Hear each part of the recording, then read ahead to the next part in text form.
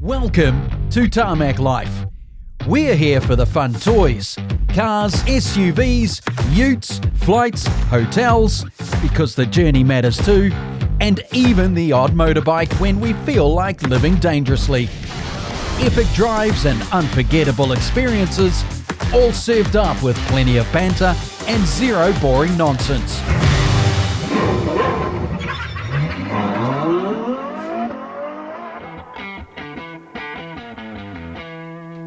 On tonight's show, we post up our review of the new Ford Courier.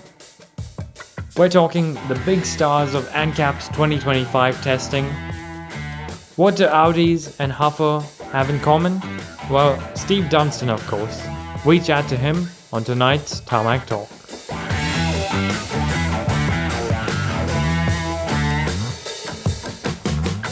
Kia ora and thanks for joining us. Now there's a lot to get through tonight, but first I want to talk about Paris, and in particular the Paris Agreement. It would seem that just recently America has decided to pull out of the Paris Agreement, which then does beg the question, why is New Zealand still in it? I mean, I'm no mathematician, but I have to say, just a rough look at the population sizes itself, and they have more people, arguably much more agriculture, and then the fleet of trucks and transport. I mean, there's no comparison at all, right? Yeah, absolutely. And regardless of the way that you take all of this, it is a very contentious topic. And also because of these, many other brands have been trying to minimize their emissions, trying even other kinds of fuels or electrification, just trying to find different ways to still address the same end goal. Yeah, that's really important. I mean, emissions is a big thing, and I certainly agree, population is massive. I mean, size is very, very important. The other thing that's quite important is autonomous driving. Cars are now moving towards it, and so are trucks. You'll see more and more of them popping up and tests across Europe and into America as well. So that does beg another question, is there going to be less serial killers? Oof. Anyway, moving swiftly on from that, up next, these two take the new Ford Courier for a drive. It may only be a small van, but it's no less versatile than its bigger siblings.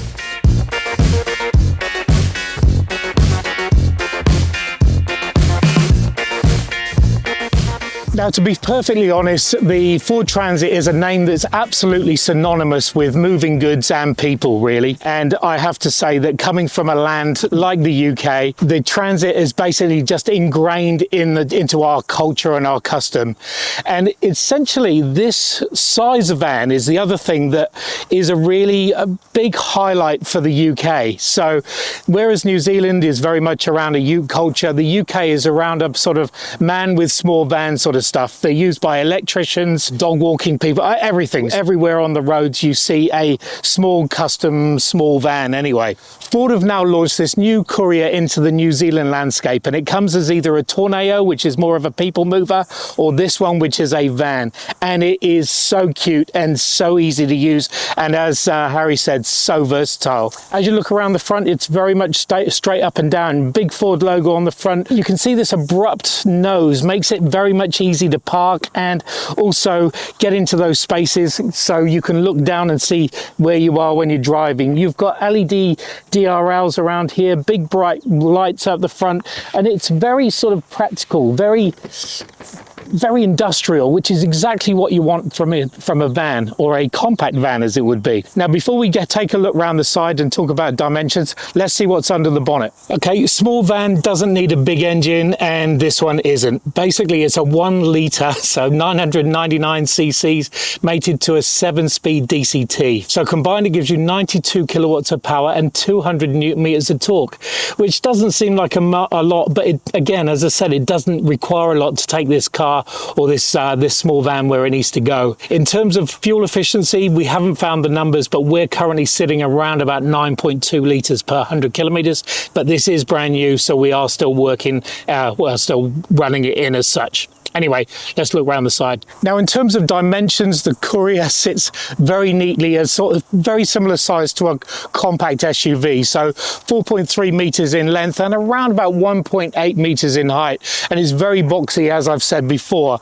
The good thing about this is it's got doors that open both sides. and also around the rear. So you've got plenty of access to the cargo area around the back. The wheels themselves, they're sitting at 16, so, you know, plenty of rubber to absorb those sort of bouncy stuff on the road. And as I said before, it's a petrol variant, so you could just go to the petrol station and top up when you want. Accessibility from the rear is massive. So you've got 2 wide opening doors, which is great. And also you can actually open them wider as well. So what you get access to is 2.4 cubic meters of load space and 750 kilograms of payload. And the other good thing is you can actually get a full-size Euro pallet into the back here.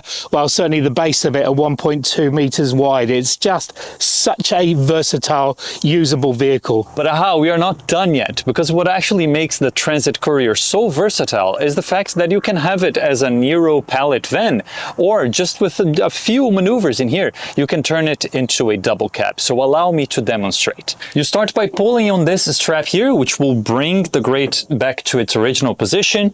You then just make sure that it is all the way down and secured where it needs to be. Then you push this bit to bring the seats back to their original position, and then raise the seat back, and that's it. You are now ready to transport 5 people just like that. And it's really easy to see that Ford was thinking about people getting work done with this. For starters, we have the materials in here. Yes, they are very scratchy, but we all understand that this is so that it is easy to maintain and that it will hide scratches as much as possible, and it will just stand the test of time. It is very easy to find a very good driving position in here that, yes, this is still very van-like, but you have so much telescoping and height adjustment for the steering wheel, a lot of adjustment for the seats as well, which have this interesting ratcheting armrest here that is attached to the seat, just making it a little bit more comfortable. In terms of storage, of course, being a van, it has to be good, right? So here in the middle, you have this sort of a cubby for a big wallet or even a phone, 2 cup holders that are actually 3, because I can see that the part in the middle is sort of thought for a very specific brand of energy drinks, and we know that when you are on those delivery runs, you will be needing those. Door bins are of a okay size, but the great part about all of that is that being a van, you have this massive shelf here over your head that will be good for paperwork and binders and all those things that delivery vans usually have to rely on. And the options do just not end there. You have a little bit more here on top of what is also a very generous glove box, so options are definitely plentiful. But once you get past the van-like things that you see here in the interior, the rest of it is very car-like, if I might say, because of course the footprint and the idea for this car is not too detached from just a city car. So you will get all the things that are very familiar from other Ford cars that are of this size. The seats are a little bit more on the flat side, but that's to be easy to get in and out, and it absolutely is. But it is comfortable on the longer drives. And also the leather wrapped steering wheel that we have come to expect from other Ford cars. They have all the things related to technology in here, so it's very easy to interact with, especially because the technology suite gets the fundamentals sorted. Let's stop at that. So much so that you can even see that it's got an actual blade key.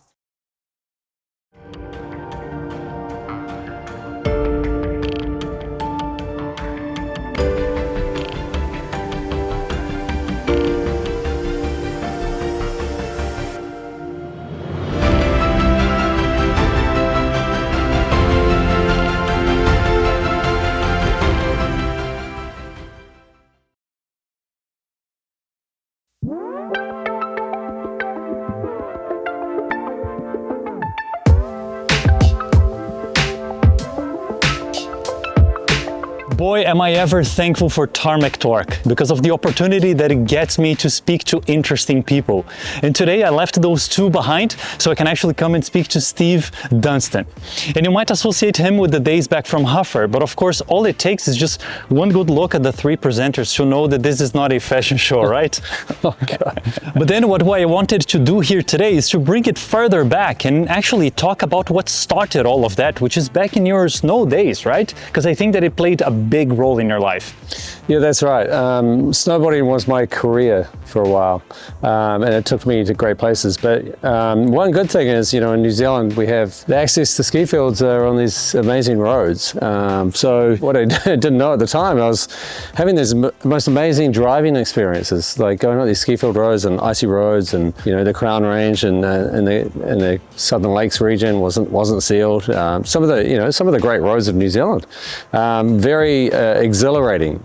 Absolutely, and of course, getting there to the ski station is one part of the journey. Yeah. And it just makes sense that you would then associate yourself with a brand that is no stranger to snow, which is Audi, right? That's right. I didn't have one, but I aspired to that. That was, at the forefront of, my goal to one day get into the brand.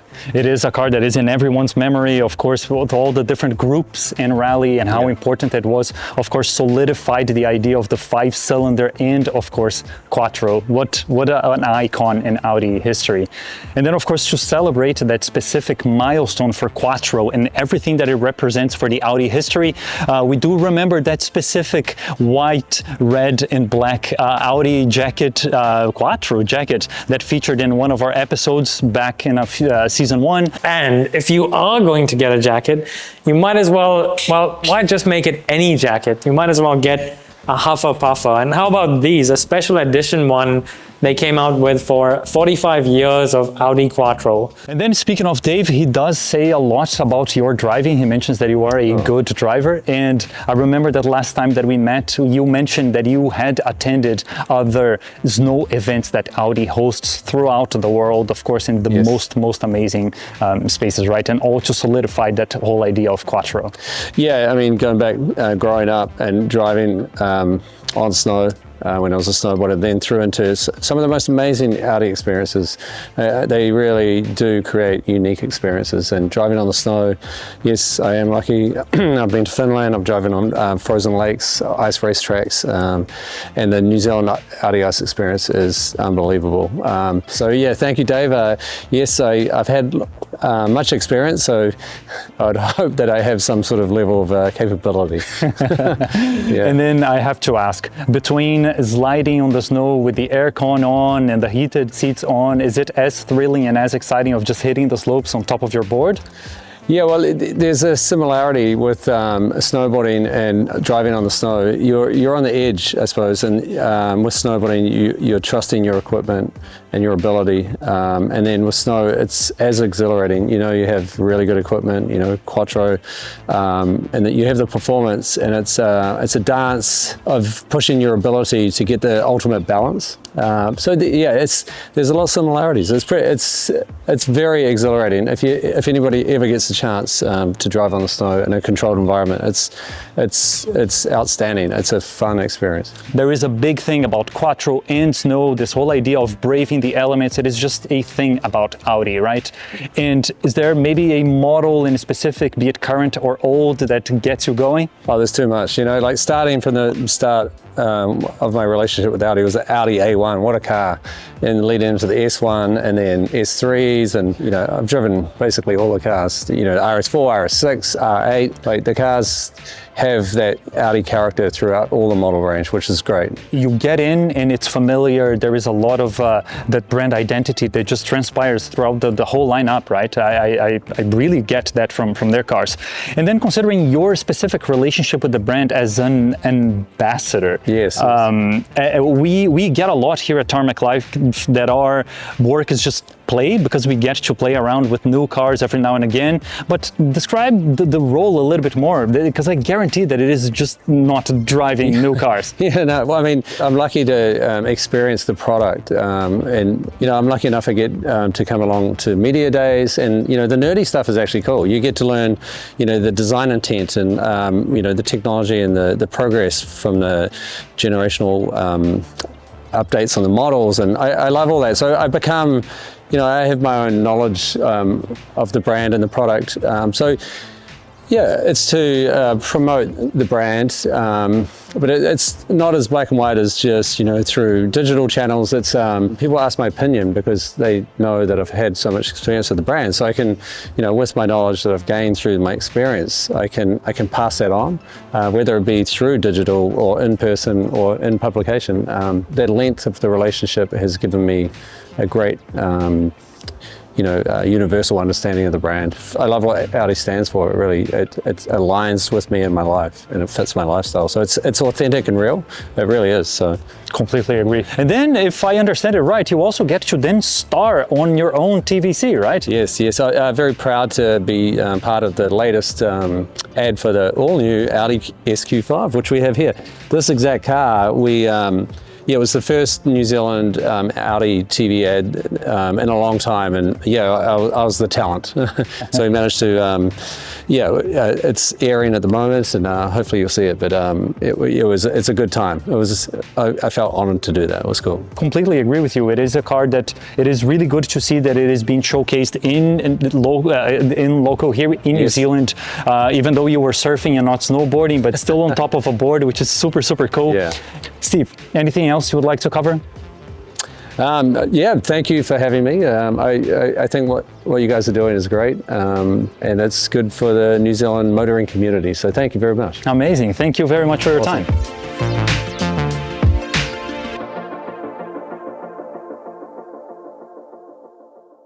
What really inspires me? It's those moments of peace, of focus, of being immersed in nature. And wherever I find those moments, it's where I'm happiest, where I thrive. The all-new Audi Q5 range is here. All right, so it's time for the news, and I think first we have to talk about the star cars from 2025's ANCAP safety rating tests. Now, the biggest surprise for me was not the fact that the new Volvo EX90 was up there, but the fact that it came third. I mean, there were two Teslas that beat it. Yeah, according to you, though, your old Volvo would be in the top thing. Yeah, Tesla's, I mean, as you would say before you jump in, Tesla have managed to just retain such a significant place in the safety world. It's crazy. Yeah, it is absolutely amazing. The fact that, well, let's be honest, the Model 3 and the Model Y are not exactly new to the market, are they? They're pushing 10 years at this point. Oh, okay, almost 10 years. But even still, they managed to still be top charting everywhere you think about safety, be it for pedestrians, although we cannot say that about a Cybertruck, but they can do all those crazy things about supporting the weight of the car with the batteries, even if it is standing on its own roof. And it just shows that they definitely put a lot of work and a lot of effort into making sure that those cars were very safe, that even all those years in the future, they're still at the top of the charts. It may be a safe place to be, but I don't know if I want to be seen in it. I mean, more so than those two. If we're talking about surprises, how about MG, the S5 and the IM5? Both of them as well kind of charted in that top 5 list for the ANCAP safety test last year. So really impressive stuff from them. Yeah, I mean, good British quality. 1924. There's still some of the old steel from there, I would say. Speaking of old steel being reinvented, now Mercedes is bringing out a new S-Class next year in 2027, and they claim that it has 11,000 new features, firstly. 11,000? Yes. Among them include heated seat belts, okay? Because that's what we wanted. On top of that, they've ditched the hyper screen on the dashboard for what they call an ultra screen, I believe, which is, again, 3 big screens, even bigger now. And on top of that, they are bringing a V8 back. They have confirmed it. So that you'll have an inline-6, you'll have a plug-in hybrid inline-6, and a V8. So we may see this on the C63 AMG. I think the good thing for me is the fact that, well, historically the S-Class has been the one that's always pushed the envelope and stretched luxury, refinement and all the tech, and it's actually really good to see it again, pushing that envelope again with 11,000 new things. It's crazy. Yeah, that's right. As the flagship for the brand, it is expected that it would be the one to introduce new tech that would then trickle down to the rest of the lineup. We saw a little bit of that being flipped on its head with the super modern A-Class that then introduced things that the other cars then had. But come on, you will not be seeing a heated seat belt on an A-Class. So it's amazing to see that going to the S-Class. Long live the sedan, especially if it comes with a V8. Very happy. Is it going to come with the badge on the bonnet as well, the raised one, like a like a motif up there, like the target? It won't do so well, I don't think, on ANCAP safety ratings then, because, yeah. Well, Rolls have got away with it. Yeah.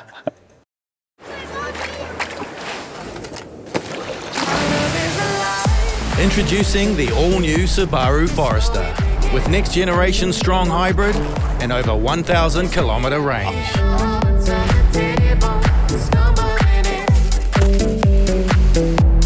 The all-new Subaru Forester. Get ready to own the road and conquer the wild. Have it all-wheel drive with Subaru.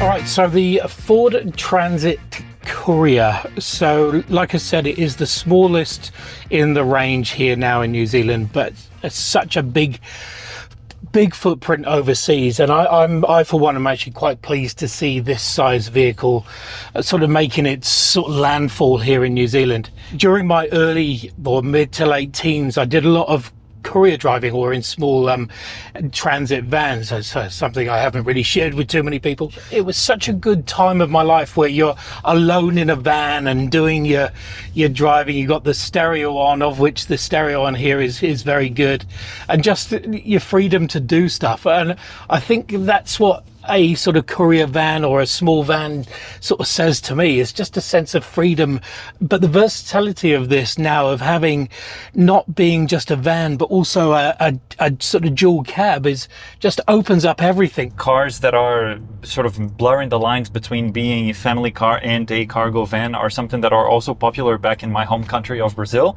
and I'm really happy to see them making their entry here into the New Zealand market, because you're right, they are so versatile that you can get so much stuff done. You can get much of the duties of the day-to-day, even if it is the delivery of something that is a little bit heavier. 750 kilograms of payload is not nothing. Yeah. And then if you have to do an airport run to take 5 people to the airport, or a road trip, you can do all of that with just one car, and it's not massive. It's just great. So yeah, the footprint, small compact SUV is a great footprint for being around town, and also the drivability of it long term or long distance, but also there's strap down points down there to really tie down. You could get a big fridge freezer or something in the back there. So it ticks a lot of boxes for that, for those that don't need these bigger vans or something like that. So certainly delivery people or something, last mile, or your electricians, your plumbers, that sort of stuff. It's all in here. It drives like a car, it parks like a car, so you can really maneuver it way more easily in the city. And as you said, the boot or the cargo area is very robust, right? It's not felt lined or anything. It is there to handle the hard yards, the tie down points. So it really is thought as a tool for the work that can also get so much done thanks to the back seats. Visibility, I have to say, this is a massive front windscreen. Side windows are great. The back windows, because the front windows are actually electric, and I naturally assume, because there's none in the back, there'd be windy windows. I was quite excited about that, but they're sort of pop open windows, which is a little bit of a downside, but still very, very cool. But also, even at the back, even with the grille there, it's got a rear windscreen wiper or back wiper. So it is a practical all round. You've got blind spot alert, you've got rear cross traffic alert, you've got everything to make sure that you can drive like a car, which is great. Yeah, you mentioned the big windscreen. I noticed that it is a sound screen, so it is a silent windscreen, which helps it make a little bit more of a silent car to handle the long distance driving.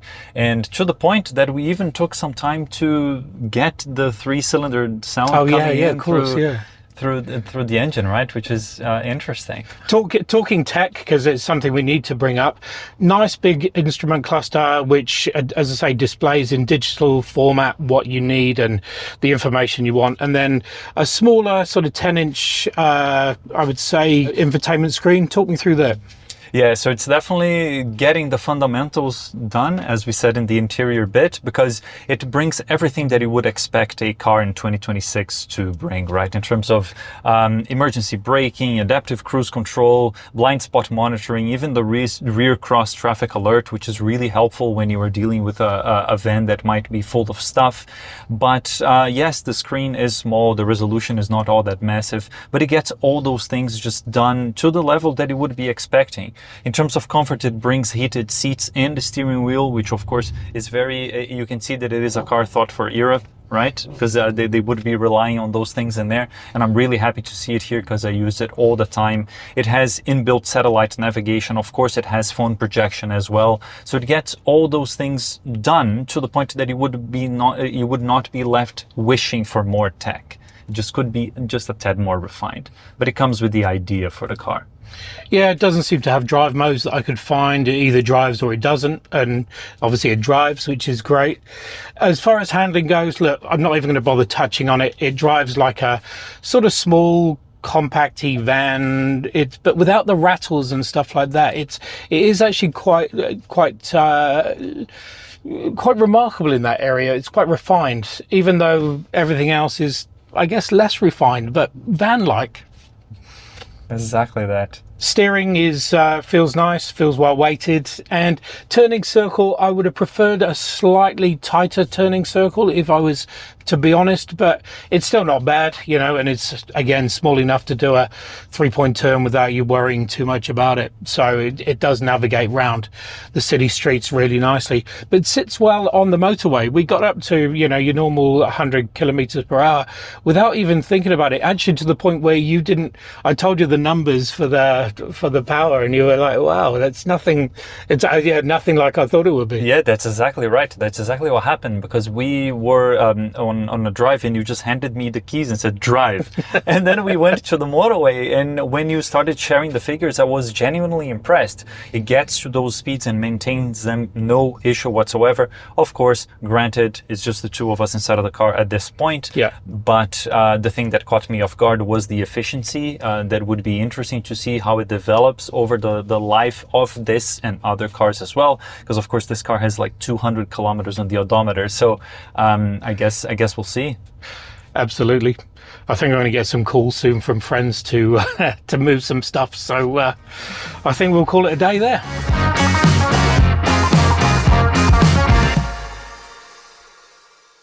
So the Courier looked like a good package all around. I mean, the ability to carry both people as well as a load in the back, including a pallet. An Euro pallet. A Euro pallet, okay. Yeah, so that's the main idea behind the car, right? It is so good at blurring the lines between a family car, but then also being able to do all the delivery duties. It's very easy to understand why they are so popular back in your United Kingdom, right? They're just everywhere in there. It's so amazing. You can do all the deliveries you need during the week, and then during the weekend, you can just transform it into a family car. Amazing. Although that's all well and good on paper, but I have to say, in real life, it had this 1-liter 3-cylinder turbocharged engine. And I mean, surely that has to struggle, right, when carrying a family and a load. Yeah, let me just say that it sounds very cool. Of course, we haven't tried it with everything inside of the carrying capability, but yeah, we'll just leave it. And the sound of the 3-cylinder is very nice. So there you have it. The man with the van now has a smaller package to play with. We had a huff and a puffer moment with Steve Dunstan, and he showed us, actually blew us away with how he could drive. And certainly the ANCAP stars of safety have really just come to the fore this year. And that's it. Stay safe out there, and we'll see you next week.